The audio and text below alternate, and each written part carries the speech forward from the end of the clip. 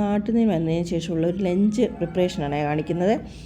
ഞാൻ കുറച്ച് കല്ലുമ്മക്കായ, നിങ്ങളുടെ നാട്ടിൽ എന്താ പറയുന്നത് അറിയില്ല, കല്ലുമ്മക്കായ കൊണ്ടുവന്നിട്ടുണ്ടായി. അത് ഒന്ന് കറി വെക്കണം, കുറച്ച് ഫ്രൈ ചെയ്യണം ഒക്കെ എടുത്ത് വെച്ചിട്ടുണ്ട് കേട്ടോ. കുറച്ച് പിന്നെ നാട്ടിൽ നിന്നൊരു ചക്ക കിട്ടിയിട്ടുണ്ടായി എൻ്റെ വീട്ടിലുണ്ടായ. അത് ഞാൻ കുറച്ച് തോരൻ പോലെ ഉണ്ടാക്കാനുള്ള മൂപ്പേ എത്തിയിട്ടുള്ളൂ കേട്ടോ. അപ്പോൾ അതുണ്ടാക്കണം. അങ്ങനെ അങ്ങനെയുള്ള കുറച്ച് പണികളാണ് കേട്ടോ. കണ്ടോ, മാങ്ങ ഇട്ടിട്ടാണ് കല്ലുമ്മക്കായ കറി വെക്കുന്നത്. മാങ്ങയും കുറച്ച് പുളിയും ഞാൻ ഒഴിക്കും. നാട്ടിൽ നിന്ന് കാന്താരി കൊണ്ടുവന്നിട്ടുണ്ടായി, അതാണ് നിങ്ങളെ കാണിക്കുന്നത് കേട്ടോ. അങ്ങനെ അത് കുറച്ച് കൂടുതലാണ് ഇന്ന്. കുറച്ച് കുട്ടികൾ മാത്രം ഉണ്ടായിരുന്നുകൊണ്ട് ക്ലീനിങ് ഒക്കെ കുറച്ചുണ്ടായി.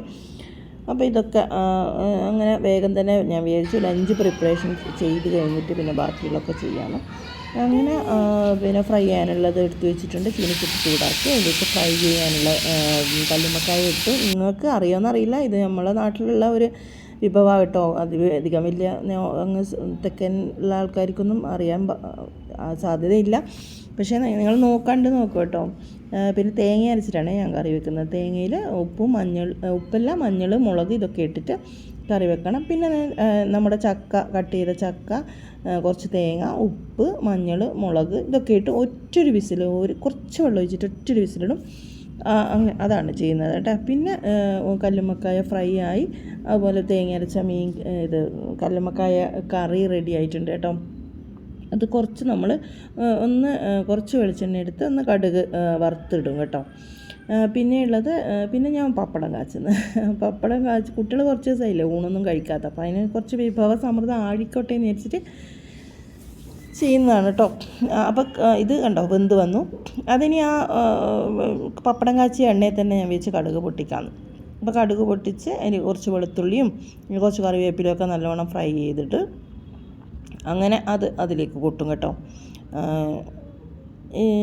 ഇത് പിന്നെ എങ്ങനെയാണ് എല്ലാവരും ഉണ്ടാക്കുന്നത് എനിക്കറിയില്ല, നമ്മൾ ഇങ്ങനെയാണ് ഉണ്ടാക്കുന്നത്.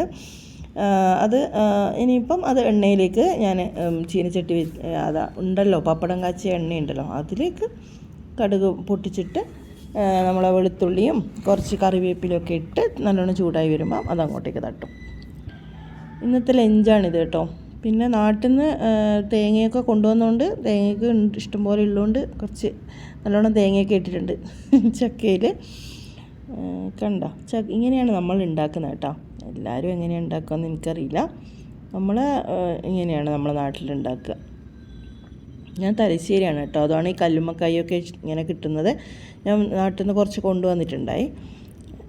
ഇതാണ് ഇന്നത്തെ ലഞ്ച്. ഇനി അടുത്ത വീഡിയോ കാണുമ്പോഴേക്കും ബായ്.